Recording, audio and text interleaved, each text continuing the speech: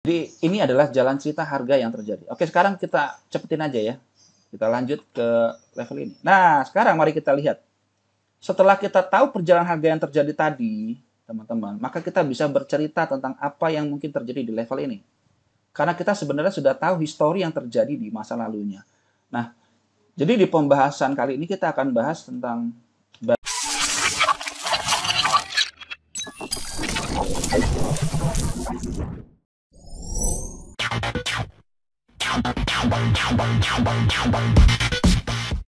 Hai, selamat pagi Sobat Trader, dengan saya Hendra. Ya, pagi ini kita akan coba analisa beberapa pair. Ya, kita mulai dari pair USD JPY. Ya, ini cukup menarik untuk kita bahas. Ya, nah kali ini di video ini kita akan coba melakukan mapping ya dari beberapa pair. Ya, untuk video ini saya bahas hanya satu video dulu, yaitu kita akan bahas pair USD JPY. Nah, bagaimana cara saya menganalisa market? Ya. Oke, sekarang mari kita lihat. Seperti biasa, bagi yang sudah sering melihat video YouTube channel saya selalu melakukan analisa top-down analysis untuk melihat pergerakan harganya secara menyeluruh. Ya, saya harus tahu alur cerita pergerakan harganya, harga datang dari mana, lalu kemudian tujuannya kemana. Gitu ya. Oke, sekarang mari kita lihat dari time frame monthly. Saya menggunakan time frame monthly untuk melihat secara big map, ya, secara garis besar pantulan-pantulan harga yang terjadi itu ada di mana, seperti itu. Ya. Nah, mari kita lihat dari posisi ini ya. Nah, kalau kita lihat dari posisi yang saya tampilkan di sini, ini kalau kita look to the left, ini harga tepat berada atau mantul dari resisten. Ya, oke, saya tandai di sini. Ini resisten, ini resisten. Ya. Jadi kalau kita lihat dari sini, apakah area supply ini tidak direspon oleh market? Bukannya tidak direspon oleh market, tetap direspon oleh market, akan tetapi lanjut rally. Oke, mari kita lihat. Sebelum kita bahas yang bagian sebelah sini, kita akan bahas dulu apakah area supply ini direspon oleh market atau tidak. Nah, kalau kita lihat dari arah yang sudah terjadi di sini, dari pantulan yang terjadi, ini direspon oleh market. Hanya saja tidak terlalu drop signifikan. Nah, celakanya banyak trader supply demand yang mungkin akan banyak terjadi masalah di sini kalau kita melakukan swing, karena kita lihat ini adalah area supply rally base drop, dan kita akan mulai berpikir bahwa ini kalaupun akan mantul di area ini, maka kemungkinan akan drop panjang. Nah, sebelum kita berpikir jauh ke arah apakah memang dia jauh dropnya, atau kita berasumsi apakah ini akan drop lumayan jauh, maka kita juga harus melihat batas-batas harga di time frame yang lebih kecil. Nah, kalau kita lihat dari time frame monthly, memang betul ini mantul di area supply-nya. Seperti itu ya. Bahkan ini sempat di reject 2 kali, 1 kali dan 2 kali. Tapi kemudian harga tertahan di level ini. Nah, mari kita lihat apa yang menyebabkan harga tertahan di level ini. Nah, saya perlu melakukan analisa di time frame yang lebih kecil. Saya screening di area ini dan mari kita lihat apa yang terjadi. Saya look to the left, saya tarik garis ke level ini, gitu ya. Nah, saya melihat di sini ada satu hal yang menarik, bahwa sebenarnya ini ada area supply di area ini, gitu ya. Ada area supply.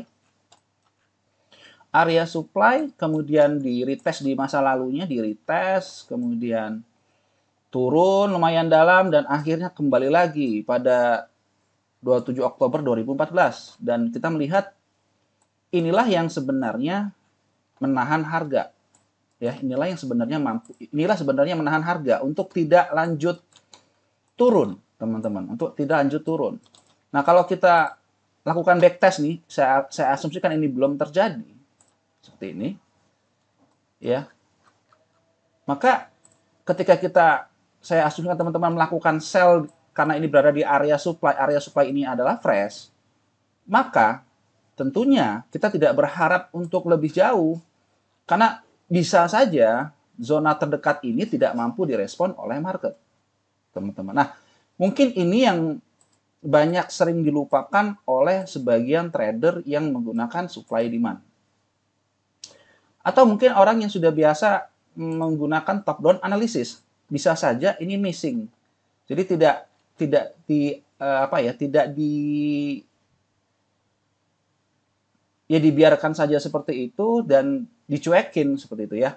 Nah, jadi level ini nggak bisa diabaikan begitu saja, teman-teman.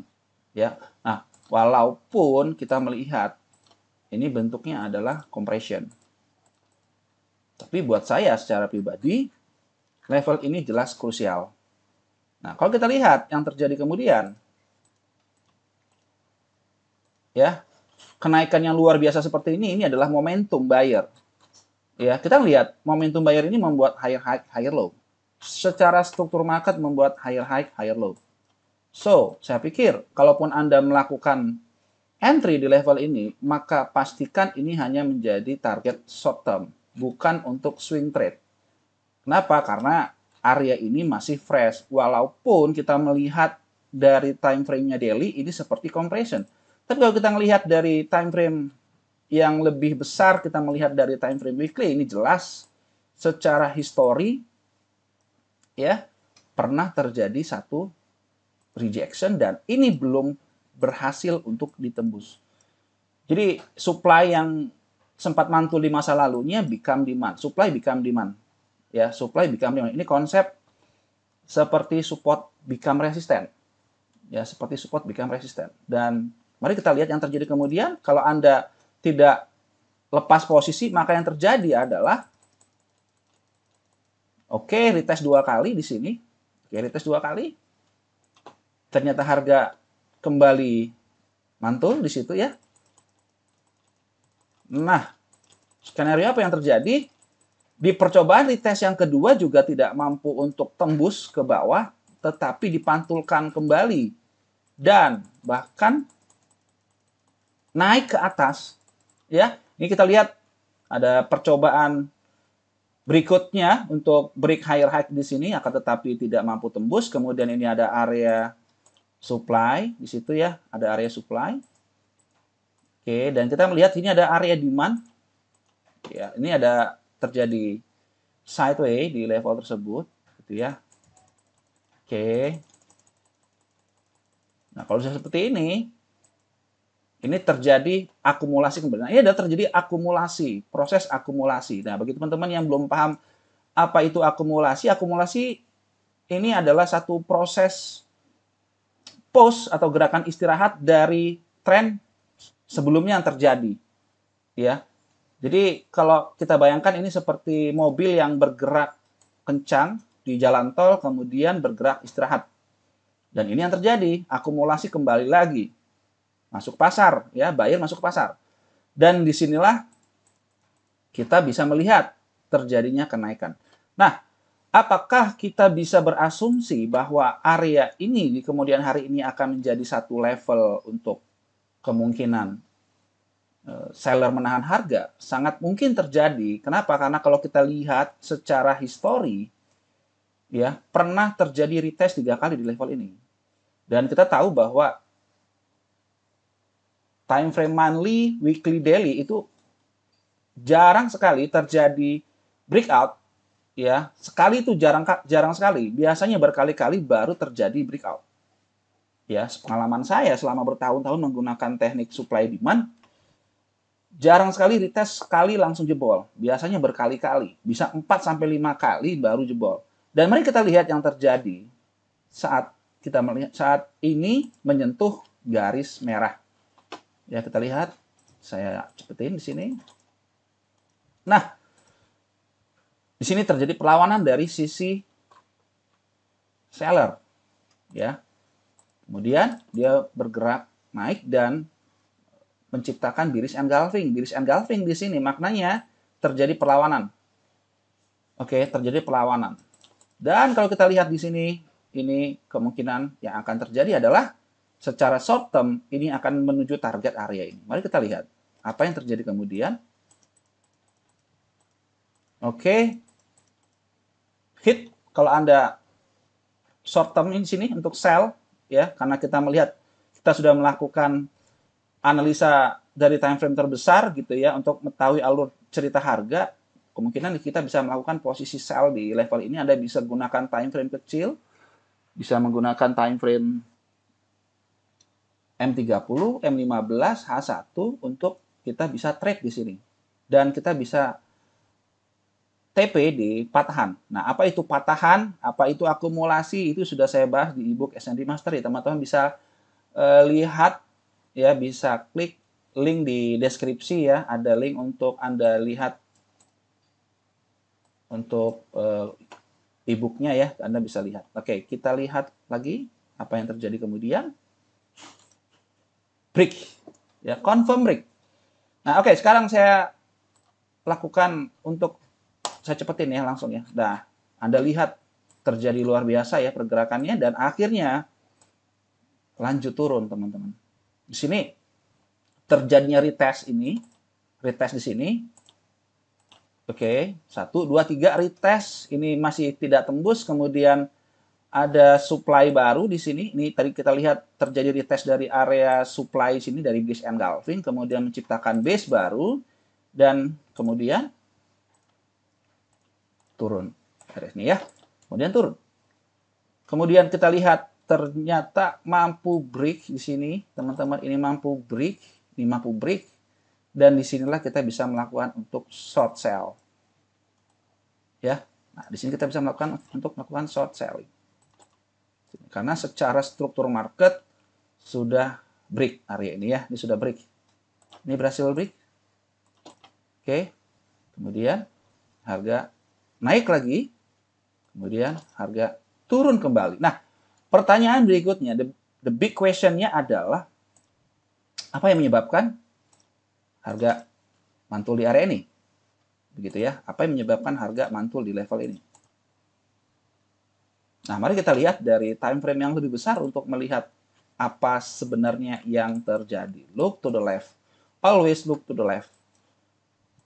Oke, sekarang kita kembali ke monthly. Kita lihat tadi kita sudah dapat gambaran bahwa ini mantul dari resisten di situ.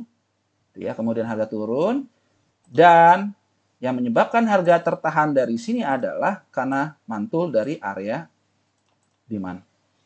Oke, ini adalah area demand. Rally, drop, base, rally. Ini adalah FTR. Oke, kita juga perlu bertanya, apa yang menyebabkan harga tertahan di area ini? Karena di market selalu ada sebab akibat mengapa harga naik dan turun. Dan kalau kita lihat apa yang terjadi, ya, ini tertahan dari area resisten. Ya, resisten become support. Inilah yang bikin menarik bahwa teknik supply demand, ya, supply demand price action bisa menjelaskan secara detail apa yang menyebabkan harga naik dan turun, teman-teman. Jadi kita tidak hanya sekedar berbicara supply demand saja, akan tetapi kita berbicara tentang price action secara keseluruhan.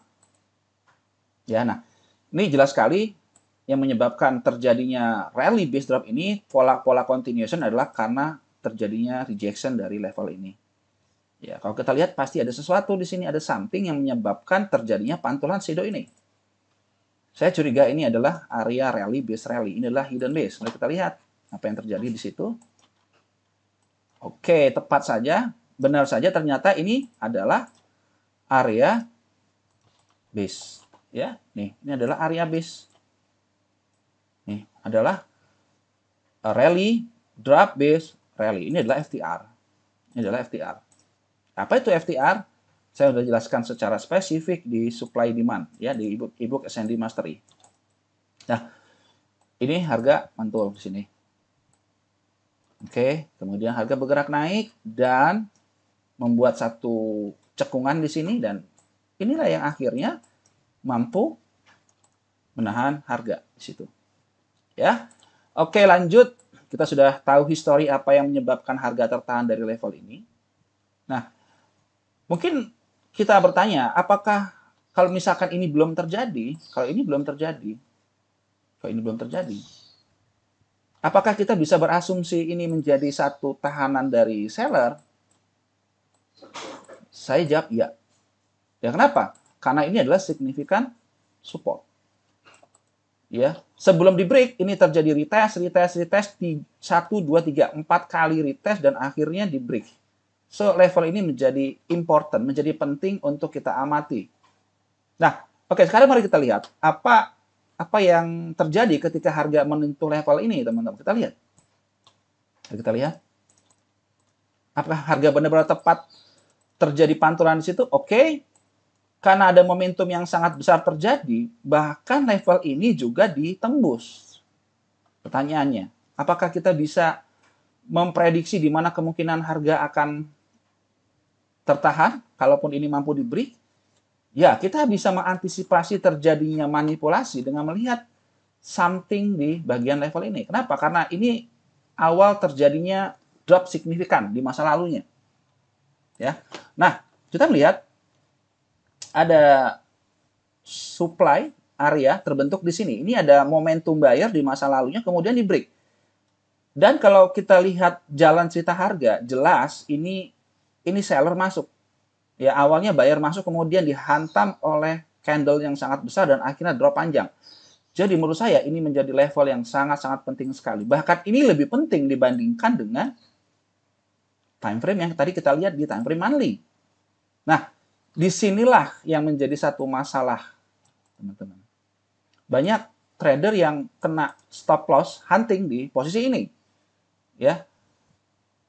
Kenapa? Karena memang level ini sangat menarik, akan tetapi apakah big player tidak tahu bahwa level ini juga akan menjadi satu batasan stop loss dari para retail trader yang melakukan sell di sini. Ya, karena ini adalah signifikan support. Ya, karena ini adalah signifikan support. Tentu saja mereka tahu. Ya, tentu saja big player, institusi tahu bahwa ini adalah level di mana kalau kita melakukan sell, maka stop loss nggak jauh dari atas ini. Beberapa pip di atas. Saya yakin sekali mungkin tidak akan sampai 100-200 pip, ya. Bisa jadi mungkin level ini sudah kena SL. Dan kita lihat apa yang terjadi oleh market. Oke, ada momentum buyer di sini. Ini jelas. Kalau kita lihat dari psikologi candle di sini, ya, ini menandakan bahwa trader pemula sedang melakukan entry buy on breakout di sini. Ya. Dan apa yang terjadi setelah para retail trader pemula melakukan posisi buy? Nah, kalau kita adalah seorang trader pemula yang mungkin tradernya adalah trader swing, maka ini akan menjadi satu masalah. Karena institusi sudah mulai melakukan aksi jual di posisi ini. Ya, di mana candle ini menandakan secara psikologi bahwa sudah terjadi pelemahan dari sisi buyer. Ya, doji menandakan terjadi pelemahan. Disinilah seller masuk. Ya, disinilah seller masuk. Dan kita lihat, oke, di sini ada seller masuk dan yang terjadi ketika ini break, terjadi retest di sini. Oke, di sini harusnya bisa jadi peluang untuk kita melakukan sell. Dengan target mana? Secara short term mungkin area ini yang akan jadi satu target TP pendek. Sini ya, kita lihat. Oke, kita lihat apa yang terjadi. Oke, terjadi retest kembali dan oke, area ini ada shadow ini berarti sudah kena sebenarnya di level ini. Saya yakin sekali kena area demand. Oke, betul ini kena area demand. Ya, ini kena area demand. Persis kena area demand dan harga naik kembali. Ya. Jadi ini adalah jalan cerita harga yang terjadi. Oke, sekarang kita cepetin aja ya. Kita lanjut ke level ini. Nah, sekarang mari kita lihat. Setelah kita tahu perjalanan harga yang terjadi tadi, teman-teman, maka kita bisa bercerita tentang apa yang mungkin terjadi di level ini. Karena kita sebenarnya sudah tahu histori yang terjadi di masa lalunya. Nah, jadi di pembahasan kali ini kita akan bahas tentang bagaimana proses saya melakukan analisa dari past approach reaction. Bagaimana alur cerita dari harga di masa lalunya, kemudian proses terjadinya approach ke sebuah zona supply demand, kemudian reaksi harganya seperti apa, ya.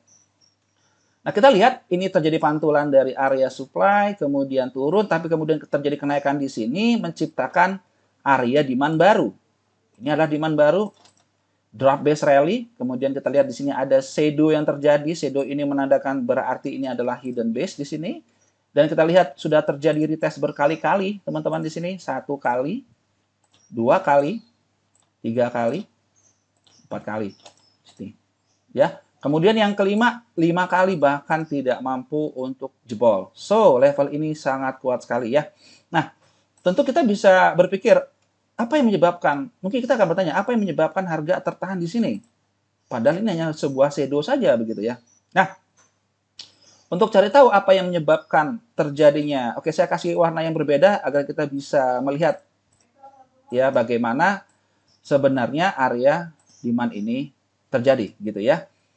Nah, kita bisa melihat shadow ini di time frame yang lebih kecil, teman-teman. Bisa saja ini adalah hidden base. Apa itu hidden base? Hidden base itu adalah base tersembunyi yang hanya terlihat di time frame yang kecil, time frame lebih kecil. Jadi, shadow yang terjadi time frame besar itu sangat-sangat penting sekali bahwa ada sesuatu tersembunyi di time frame yang lebih kecil. Nah, sekarang mari kita lihat apakah memang demikian. Kita lihat, kita tarik, look to the left, kita lihat sebelah kiri, dan mari kita lihat sama-sama di sini. Yang terjadi adalah,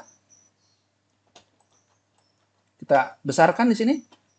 Jelas ini adalah drop base rally, teman-teman. Drop base rally menyebabkan harga mantul kembali di level ini.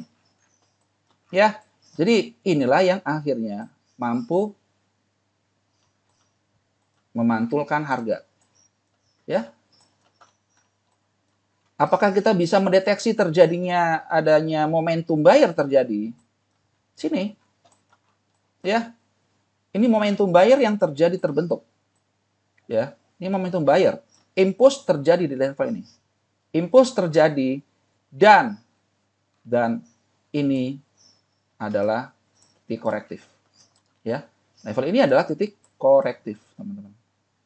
Oke, sekarang kita lihat pola apa yang terbentuk di sini. Ya, kita lihat pola apa yang terbentuk di area ini. Saya tarik sini. Area ini. Ya.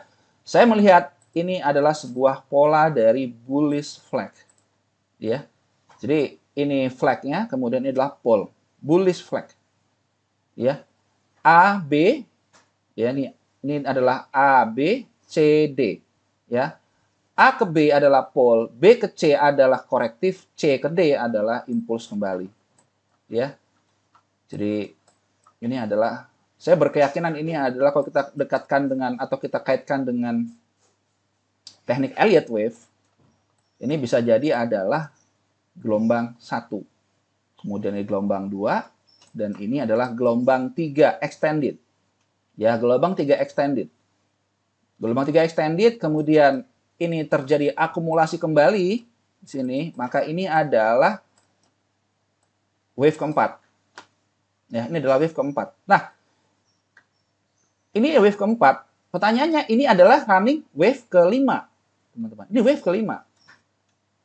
Di mana kemungkinan yang akan dikejar oleh market kalau ini adalah wave 5? Nah, mari kita lihat jalan cerita harga yang terjadi dari pergerakan harganya. Ya.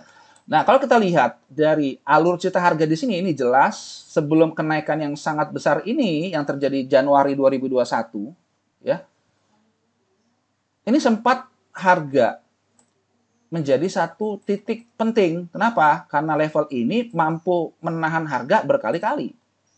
Ya, Anda bisa melihat di sini terjadi retest yang berkali-kali, 1, 2, 3, 4, 5, 6, 7. 7 kali retest nggak tembus-tembus. Jadi ini menjadi batasan valid bahwa memang betul area ini sangat kuat sekali. Oke, di percobaan yang ketujuh kemudian akhirnya drop ini juga menghantam area demand baru. Ini ada drop base rally ini juga reaksi dari shadow base yang ada di sini, ini hidden base. Ini kemudian mantul dan naik kembali. Ini menciptakan rally base drop baru dan ini yang terjadi. Saya kasih warna yang berbeda. Ini mantul kembali. Oke. Ini mantul kembali, retest kali di sini. Oke, kemudian harga naik mencoba naik di sini ada DP di bagian time frame lebih kecil mungkin yang menyebabkan harga tertahan di level ini. Kemudian naik kembali. Ini retest kedua. Teman-teman, ini retest kedua. Anda tebak sampai mana dia akan ngejar market.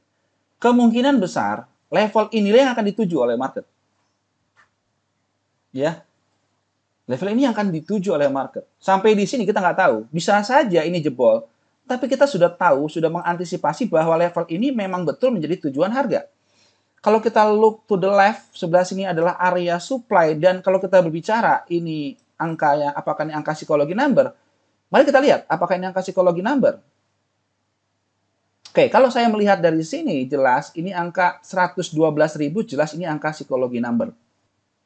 Ya, jelas ini adalah angka psikologi number. Big round number. Ya, angka psikologi. Teman-teman bisa googling apa itu big round number. Big round number adalah angka psikologi. Ya, angka psikologi. Oke, kita sudah dapat alur cita harga di sini. Jadi artinya dengan kita melakukan top down analysis seperti ini menjadi mudah untuk kita melakukan trading plan, baik secara jangka pendek ataupun jangka panjang. Ya. Jadi top down analysis secara hierarki tidak menentukan apakah Anda mau melakukan swing atau melakukan scalping. Jadi kalau Anda melakukan top down lantas Anda menjadi seorang swinger, enggak juga gitu. Enggak juga. Jadi kita melakukan analisa top down ini jelas untuk mengetahui alur cerita harga. Karena goal sebenarnya untuk menganalisa market adalah mengetahui alur cerita harga. Ya, saya tidak antipati dengan menggunakan indikator, tidak sama sekali. Akan tetapi bagi saya secara pribadi menggunakan price action sudah lebih dari cukup untuk mengetahui alur cerita harga. Ya, saya tidak peduli apapun yang terjadi. Ada news, ya, high impact, kemudian kita harus keluar dari market seperti itu, tidak. Buat saya, price action adalah segalanya. Price action is the king. Market action discount everything. Apapun yang terjadi di market sudah tercermin pada pergerakan harga itu sendiri. Ya, oke, mungkin teman-teman kalau kita perhatikan di sebelah kiri ini ada area supply atau mungkin ada yang menganggap ini sebagai left shoulder. Ya, left shoulder. Apakah ini left shoulder direspon oleh market? Apakah diabaikan atau direspon, teman-teman? Apakah diabaikan atau direspon? Menurut saya ini direspon oleh market. Bukan diabaikan. Ya. Nah, mari kita lihat apakah ada something wrong yang menyebabkan harga tertahan di level ini. Kita look to the left, lihat sebelah kiri. Oke, ini kena area supply. Di masa lalu sebenarnya ada area supply di sini, teman-teman. Ini ada area supply. Retest sekali, retest 2 kali. Supply di break oleh momentum yang sangat besar di sini, kemudian menciptakan area demand. Area ini, inilah yang kemudian memantulkan harga. Retest sekali, retest 2 kali. Nah, ini luar biasa cantik ya. Ketika dia turun, ini membuat CP. Compression di sini, ya, membuat compression dan akhirnya rally panjang. Apakah kita bisa mendeteksi untuk melakukan posisi buy di level ini? Kalau saya melihat dari konfirmasi PA yang terjadi, jelas di sini konfirmasi PA. Kenapa? Karena kita melihat ini area sudah di engulf. Oke, ini buy. Kita bisa opsi buy di level ini. Dan ini yang terjadi. Berapa pip kita bisa dapat kalau kita melakukan buy and hold? 113 pip, luar biasa ya. Kalau Anda meletakkan stop loss saja di sini, berapa Anda risk reward? Berapa kita dapat risk reward-nya? Di sini kalau kita menggunakan tidak menggunakan compact ya, saya mau tahu ini sebenarnya berapa pip sih gitu ya. Anda buy di sini lebih kurang sekitar 15 pip loh. Tuh, 15-16 pip. Kecil sekali. Reward Anda sampai di sini ini 100 pip. Artinya kita bisa mendapatkan risk reward 1 banding 6 sekian. 1 banding 7 ya kalau kita genapin. 1 banding 7. Ya, sangat menarik sekali, sangat menarik sekali. Ya. Oke, kembali lagi ke pengamatan tadi yang kita tadi bahas. Ini tadi kita berasumsi bahwa ini sebagai gelombang keempat dan ini yang terjadi adalah on the way untuk menuju ke wave kelima. Di mana kemungkinan akan target? Area target jangka pendeknya adalah di level ini. Kenapa saya nggak pakai yang area ini gitu ya? Kenapa saya nggak pakai ini? Kalau kita lihat tadi dari analisa yang tadi saya lakukan, saya menjelaskan bahwa area ini, ya kan, area ini yang tadi kita dapetin ya, 1 kali, 2 kali. Kenapa nggak level yang di atas ini? Saya tarik garis nih. Ya karena ada base yang lebih kecil yang terjadi yang hanya terlihat di time frame kecil. Kita nggak bisa mengabaikan level yang bagian sebelah sini, teman-teman. Ya, kenapa? Karena terjadinya signifikan drop ini juga membuat satu decision baru di sini. Kalau kita look to the left, memang betul shadow yang terjadi di sini akibat reaksi dari sebelah sini. Dan menurut saya level ini walaupun membuat decision baru, tidak penting. Menurut saya tidak terlalu penting karena ini reaksi harga dari bagian sini. Ya, apalagi kalau kita lihat kejatuhan harga yang luar biasa ini, ya, kemudian menghantam area demand, maka saya lebih prefer level ini yang menjadi level penting dibandingkan level yang ini. Ya, karena ini adalah bentuk dari reaksi harga, bukan base sebenarnya. Ya, akan tetapi kita tidak mengabaikan begitu saja, maka level ini kita bisa gunakan sebagai tempat untuk take profit. Ya. Selama US dollar masih menguat, ya, saya ulangi, selama US dollar masih menguat beberapa hari ke depan, ya, saya memperkirakan kemungkinan sampai akhir bulan Maret mungkin akan terjadi koreksi, kita tidak tahu, tapi bisa saja, menurut perkiraan saya, sampai akhir Maret dia akan meneruskan trennya. Dan mungkin awal bulan April akan terjadi koreksi. Dan di level inilah yang mungkin akan terjadi koreksi. Akan tetapi kita tidak bisa melakukan langsung entry touch trade karena ini level tidak terlalu bagus. Kenapa? Karena kalau kita menggunakan S&D score system, jelas ini base terlalu banyak dan kurang menarik buat saya. Base semakin sedikit semakin bagus, bukan base yang semakin banyak semakin bagus. Itu terbalik ya. Jadi kita bisa melihat bahwa base semakin sedikit semakin bagus. Semakin signifikan semakin baik. Ya. Oke, cukup sekian saya pikir untuk mapping dari USD/JPY. Sampai ketemu di video berikutnya dari pair yang berbeda. Selamat pagi.